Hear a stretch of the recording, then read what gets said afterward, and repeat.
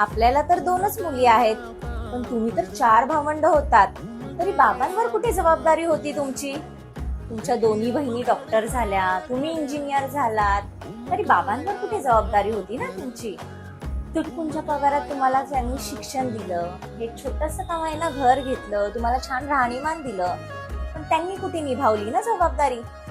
आई वडिलांना दोष देणं खूप सोपं असतं, पण आपण आज जे काही आहोत त्यांच्यामुळेच आहोत हे आपण सोयीस्कररित्या विसरतो. असा विचार मी कधी केलाच नव्हता का? आज तू माझे डोळे उघडलेस. म्हणजे मी आज जे काही फेस करतोय ते बाबांनी केलंच असेल ना त्यावेळेला. बरोबर आहे तुझं, पण पप्पांनी अजून एक जबाबदारी खूप छान पद्धतीने निभावलेली, त्याचा आज मला अभिमान आहे. ते काय? तुला माझी बायको म्हणून आणलं. वडील कमवत असताना त्यांच्या जीवावर ऐश करणारे आपण स्वतः कमवायला लागल्यानंतर